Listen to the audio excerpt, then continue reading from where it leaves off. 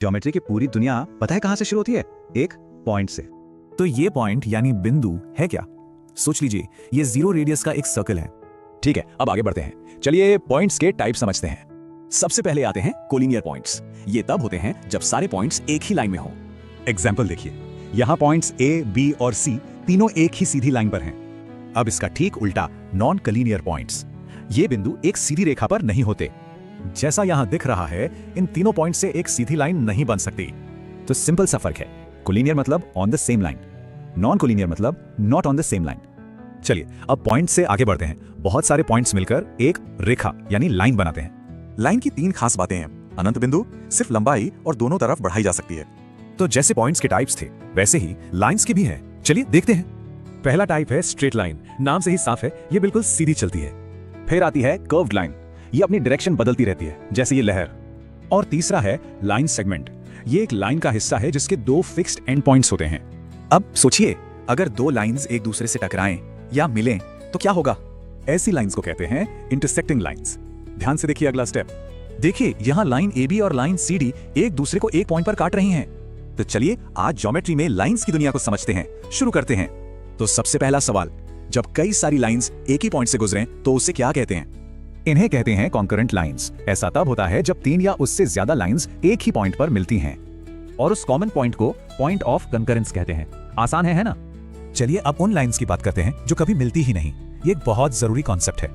इन्हें कहते हैं पैरेलल लाइंस। ये एक ही प्लेन पर ऐसी सीधी लाइंस हैं जो कभी इंटरसेक्ट नहीं करती, और इनके बीच का जो परपेंडिकुलर डिस्टेंस है वो हमेशा सेम रहता है। इसको लिखने का एक सिंबल भी है। हम लिखते हैं ए बी पैरेलल है सी डी के। अच्छा, अब उन लाइंस को देखते हैं जो एक खास एंगल पर मिलती हैं। इन्हें कहते हैं परपेंडिकुलर लाइंस। ये एक दूसरे को बिल्कुल 90 डिग्री पर इंटरसेक्ट करती हैं, यानी कि एक राइट एंगल पर। और इसका सिंबल ये है। हम इसे पढ़ते हैं A B is perpendicular to C D. तो एक क्विक कंपैरिजन, पैरेलल लाइंस कभी नहीं मिलती और परपेंडिकुलर लाइंस 90 डिग्रीज पर मिलती हैं। चलिए अब एक और स्पेशल टाइप की लाइन समझते हैं। इसे कहते हैं ट्रांसवर्सल लाइन। ये एक ऐसी लाइन होती है जो दो या उससे ज्यादा लाइंस को अलग अलग पॉइंट्स पर काटती है। जैसे यहाँ देखिए, लाइन पी क्यू एक ट्रांसवर्सल है और इसी से कई तरह के एंगल्स बनते हैं। अब लाइंस के बारे में कुछ जरूरी पॉइंट्स याद रखते हैं। ये एग्जाम के लिए काफी इंपॉर्टेंट है। पॉइंट नंबर 1, दो अलग अलग पॉइंट से हमेशा सिर्फ एक ही लाइन पास हो सकती है।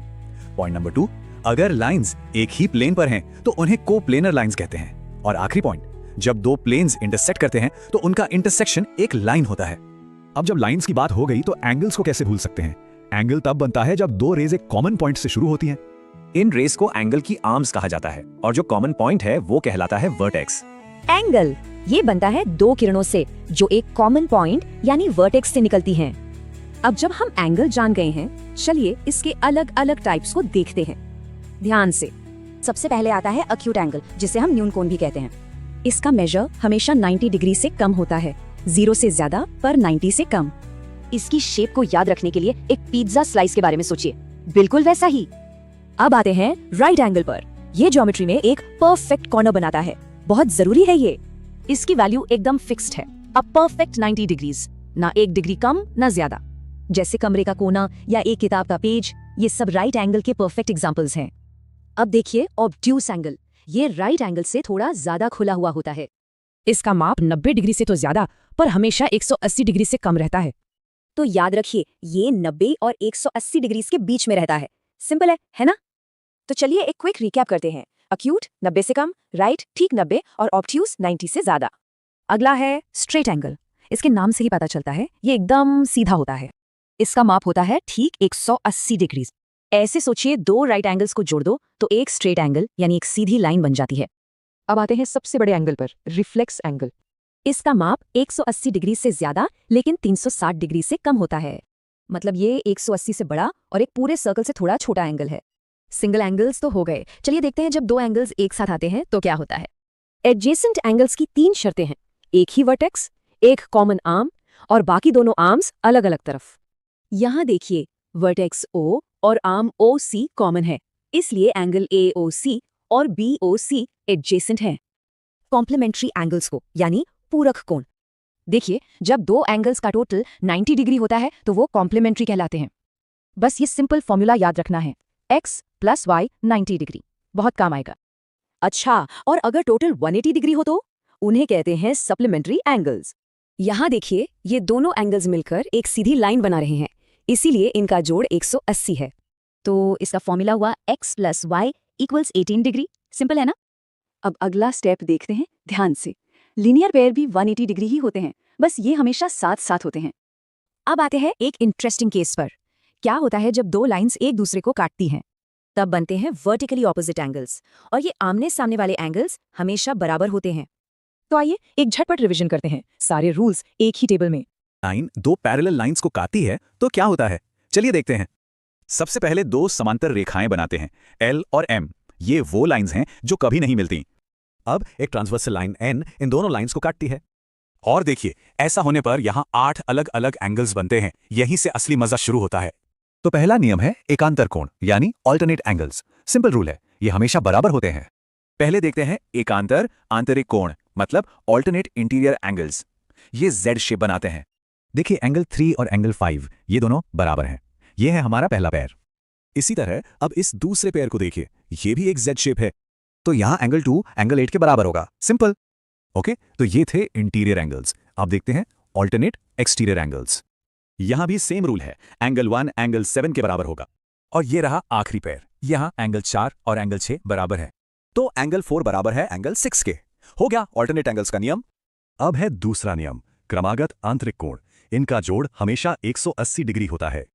चलिए पहला पेयर देखते हैं, ट्रांसवर्सल के एक ही तरफ के एंगल्स, जैसे 2 और 5। इन दोनों एंगल्स को जोड़ने पर 180 डिग्री आता है।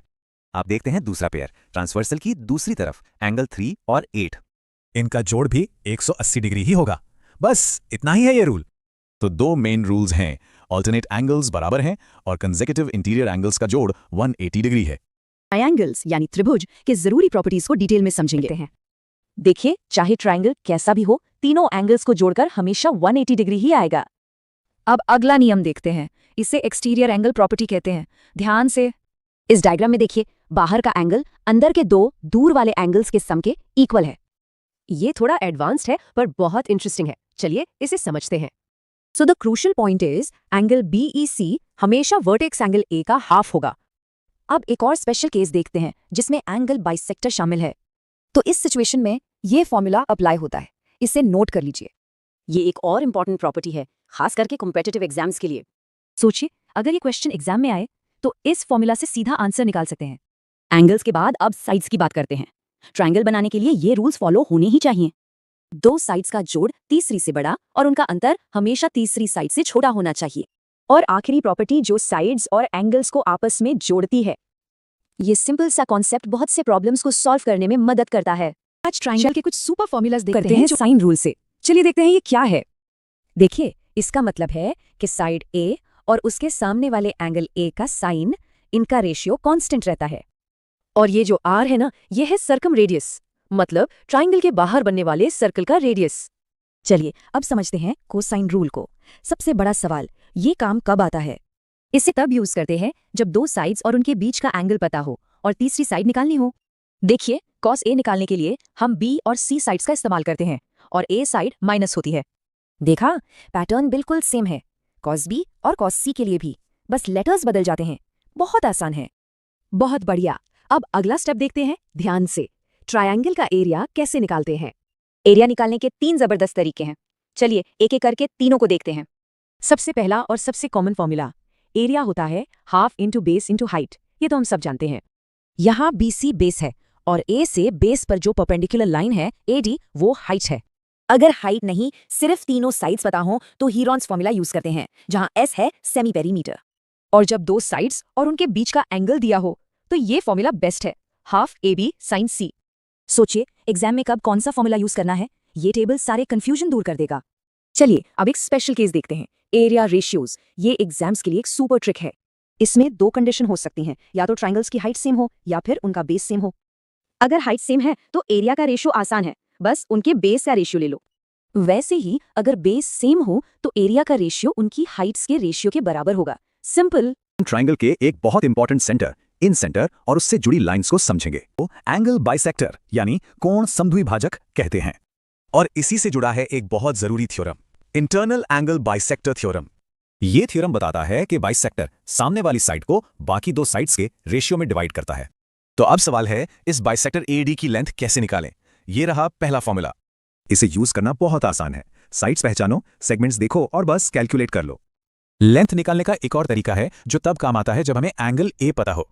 अब आगे बढ़ते हैं एक्सटर्नल एंगल बाइसेक्टर थ्योरम की तरफ। ये भी इंटरनल जैसा ही है। फॉर्मूला बिल्कुल सेम है, बस ध्यान से देखिए, पॉइंट डी साइड BC के बाहर है। तो इन दोनों में डिफरेंस क्या है? सिर्फ पॉइंट डी की पोजीशन का। सोचो, अगर किसी ट्राइंगल के तीनों इंटरनल एंगल बाइसेक्टर्स एक पॉइंट पर मिल जाएं तो क्या होगा? इसी मीटिंग पॉइंट को हम कहते हैं इन सेंटर या अंतः केंद्र, जिसे हम आई से डिनोट करते हैं। इन सेंटर की ये एक सुपर यूजफुल प्रॉपर्टी है। इस पर बनने वाले एंगल्स को हम निकाल सकते हैं। एंगल BIC निकालना है, सिंपल। 90 डिग्री में उसके सामने वाले एंगल ए का आधा जोड़ दो। बिल्कुल वैसे ही एंगल AIC होगा 90 डिग्री प्लस उसके सामने वाले एंगल B का हाफ। और लास्ट में एंगल AIB के लिए 90 डिग्री प्लस सामने वाले एंगल C का आधा। इजी। अब एक और प्रॉपर्टी जो एग्जाम्स के लिए बहुत इंपॉर्टेंट है, इन सेंटर हर बाइसेक्टर को डिवाइड करता है। ये टेबल बताता है कि रेशियो हमेशा एडजेसेंट साइड्स का sum is to opposite side होता है। तो इन रेडियस और सर्कमसेंटर तो इन सर्कल कहते हैं और इसके रेडियस को इन रेडियस। सिंपल है ना? इसका सबसे इंपॉर्टेंट फॉर्मूला है, इन रेडियस बराबर होता है ट्राइंगल के area divided by semi perimeter. और S मतलब सेमी पेरीमीटर, यानी तीनों साइड्स के सम का आधा। इसे नोट कर लीजिए, बहुत काम आएगा। राइट एंगल ट्राइंगल्स के लिए एक स्पेशल शॉर्टकट भी है, चलिए देखते हैं। बस परपेंडिकुलर और बेस को जोड़िए, हाइपोटेन्यूज घटाइए और 2 से डिवाइड कर दीजिए, दैट्स इट। अगर ट्राइंगल इक्विलैटरल हो, यानी सारी साइड्स बराबर, तब तो केस और भी सिंपल है। यहां इन रेडियस निकालना बहुत आसान है, बस साइड को 2√3 से डिवाइड करना है। लेकिन सोचिए, अगर ट्राइंगल राइट एंगल ना हो तब इन रेडियस कैसे निकालेंगे? इसके लिए हम ये रिलेशन यूज करते हैं। न्यूमरेटर यानी ऊपर वाला हिस्सा हेरॉन्स फॉर्मूला से एरिया ही है। ग्रेट, अंदर वाला सर्कल तो समझ आ गया। अब चलिए बाहर वाले सर्कल की बात करते हैं। चलिए अब समझते हैं सर्कमसेंटर। ये वो पॉइंट है जहां साइड्स के परपेंडिकुलर बाइसेक्टर्स एक दूसरे से मिलते हैं। देखिए, हम ऐसी लाइंस ड्रॉ करते हैं जो हर साइड को 90 डिग्री पर 2 बराबर हिस्सों में बांटें। जहां ये मिलेंगी वही है सर्कमसेंटर। अब इस पॉइंट की एक बहुत ही इंटरेस्टिंग प्रॉपर्टी है और वो जुड़ी है एंगल्स से। चलिए देखें। एक अक्यूट ट्रायंगल में सेंटर पर बना एंगल सामने वाले वर्टेक्स के एंगल का डबल होता है। और राइट एंगल ट्रायंगल में क्योंकि एंगल A 90 डिग्री है, एंगल BOC सीधा 180 डिग्री बन जाता है। अब देखते हैं ऑब्ट्यूज ट्रायंगल। यहां में एंगल का फॉर्मूला थोड़ा बदल जाता है, ध्यान से देखिए। तो सबसे जरूरी बात यह है कि ये सेंटर पॉइंट मूव करता है, पर कहां? अक्यूट ट्रायंगल में सर्कमसेंटर हमेशा ट्रायंगल के अंदर ही रहता है, safe and sound. Right angle triangle का रूल तो बिल्कुल फिक्स्ड है, सर्कमसेंटर हमेशा हाइपोटेन्यूज के मिड पॉइंट पर ही होगा। और ऑब्ट्यूज ट्रायंगल में सर्कमसेंटर ट्रायंगल के बाहर चला जाता है। इंटरेस्टिंग है ना? हैं कि सर्कमसेंटर यानी परिकेंद्र आखिर होता क्या है। एक चीज हमेशा याद रखिए, ऑब्ट्यूज एंगल ट्रायंगल में सर्कमसेंटर ट्रायंगल के बाहर बनता है। सर्कम सर्कल के रेडियस को हम सर्कम रेडियस कहते हैं और इसे कैपिटल R से डिनोट करते हैं। तो सवाल यह है कि इस सर्कम रेडियस यानी R को कैलकुलेट कैसे करें। ओके, तो पहला केस देखते हैं। ये फॉर्मूला हर तरह के ट्रायंगल के लिए वैलिड है। फॉर्मूला है R बराबर है ABC divided by 4 times area यानी 4 डेल्टा। अब अगला केस देखते हैं ध्यान से। यह है राइट एंगल ट्रायंगल के लिए। यहां फॉर्मूला और भी सिंपल है, सिर्फ हाइपोटेन्यूज को 2 से डिवाइड कर दीजिए। एग्जाम्स के लिए बेस्ट शॉर्टकट है ये। अब आते हैं अपने तीसरे केस पर, इक्विलैटरल ट्रायंगल। चलिए देखते हैं। इसका फॉर्मूला है साइड डिवाइडेड बाय √3। बहुत ही सीधा सा फॉर्मूला है, इसे जरूर याद रखें। चलिए अब एक और इंपॉर्टेंट रिजल्ट देखते हैं। ये क्वेश्चन सॉल्व करने में बहुत काम आएगा। राइट एंगल ट्रायंगल में एक स्पेशल रिलेशन है, 2 टाइम्स R प्लस R बराबर होता है A प्लस B के। यहां छोटा r इन रेडियस है और A और B हैं उसके परपेंडिकुलर साइड्स।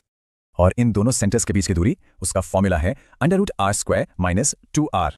चलिए अब अगले कॉन्सेप्ट पर चलते हैं, एक्स सेंटर यानी वही केंद्र। इसे ध्यान से समझिएगा। इस सेंटर से रिलेटेड एक बहुत जरूरी एंगल रिजल्ट है, इससे डायरेक्ट क्वेश्चंस आते हैं। सेंटर पर बनने वाला एंगल यानी एंगल BEC होता है 90 degrees minus angle A/2। 3 x centres हैं तो 3 एक्स रेडियाई भी होंगे। यहां डेल्टा एरिया है और S सेमी पेरीमीटर। अब एरिया निकालने का एक और जबरदस्त फॉर्मूला देखते हैं। ट्रायंगल का एरिया यानी डेल्टा इन रेडियस R और तीनों एक्स रेडियाई के प्रोडक्ट का स्क्वायर रूट होता है। ये कुछ एडवांस्ड रिलेशंस हैं, टफ क्वेश्चंस के लिए ये प्रॉपर्टीज बहुत काम आती हैं। मीडियन यानी माध्यिका एक लाइन है जो एक कोने को सामने वाली साइड के बिल्कुल सेंटर से जोड़ती है। और जब हम ऐसी तीनों मीडियंस ड्रॉ करते हैं तो वो एक ही पॉइंट पर आकर मिलती हैं। इसी पॉइंट को कहते हैं सेंट्रॉइड। चलिए अब इसकी सबसे जरूरी प्रॉपर्टी देखते हैं, इस पे ध्यान दीजिए। सेंट्रॉइड हर मीडियन को 2:1 के रेशियो में डिवाइड करता है, यानी वर्टेक्स वाला हिस्सा हमेशा डबल होता है। सोचिए अगर मीडियन की लेंथ निकालनी हो तो कैसे करेंगे। इसके लिए एक स्पेशल थ्योरम है। इसे कहते हैं अपोलोनियस थ्योरम।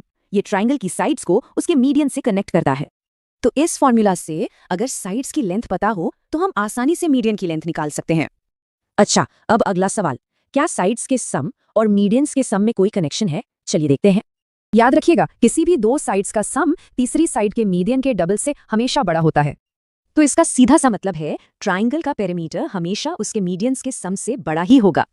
अब आते हैं स्क्वायर्स के रिलेशन पर। ये एग्जाम पॉइंट ऑफ व्यू से बहुत जरूरी है, ध्यान से देखिए। 3 times sum of squares of sides हमेशा 4 times sum of squares of medians के बराबर होता है। चलिए अब एक स्पेशल केस देखते हैं। राइट एंगल ट्रायंगल में क्या होता है? यहाँ मीडियंस के स्क्वायर्स के सम का 4 गुना हाइपोटेन्यूज के स्क्वायर के 5 गुने के इक्वल होता है। अच्छा, अब एक और केस, क्या होगा अगर दो मीडियंस आपस में 90 डिग्री पर इंटरसेक्ट करें? तो उन दो साइड्स के स्क्वायर्स का सम तीसरे साइड के स्क्वायर के 5 गुने के बराबर होगा। अब आते हैं एरिया पर। यह सेंट्रॉइड की एक बहुत ही मजेदार विजुअल प्रॉपर्टी है। देखिए, तीनों मीडियंस मिलकर ट्रायंगल को 6 छोटे एकदम बराबर एरिया वाले ट्रायंगल्स में डिवाइड कर देती हैं। तो शुरू करते हैं एग्जाम के ट्रायंगल ABC के साथ। चलिए, सबसे पहले साइड्स AC और AB के मिड पॉइंट्स E और F को मार्क कर लेते हैं। और जहां सारे मीडियंस मिलते हैं वो पॉइंट कहलाता है सेंट्रॉइड यानी O। अब देखिए, इन तीनों पॉइंट्स O, F और E को जोड़ने से एक छोटा सा ट्रायंगल बनता है। इसका एरिया पूरे ट्रायंगल के एरिया का हमेशा 1/12 होता है। ये रूल नोट कर लीजिए। अब अगला स्टेप देखते हैं ध्यान से। मीडियंस में एक और सीक्रेट रेशियो है। हम वर्टेक्स A से एक मीडियन AD ड्रॉ करते हैं जो लाइन FE को G पर काटती है। तो AG और GO के बीच का रेशियो क्या हो सकता है? कोई गैस? राइट, ये रेशियो हमेशा 3:1 होता है, एक फिक्स्ड प्रॉपर्टी है। तो G वर्टेक्स A और सेंट्रॉइड O को हमेशा 3:1 के रेशियो में डिवाइड करता है। सोच के देखिए, अगर सिर्फ मीडियंस की लेंथ पता हो तो एरिया कैसे निकालेंगे? इसके लिए एक सिंपल सा फॉर्मूला है। पहले मीडियंस को साइड मानकर एक ट्रायंगल का एरिया निकालना है और बस उस एरिया को 4/3 से मल्टीप्लाई कर दीजिए। सिंपल।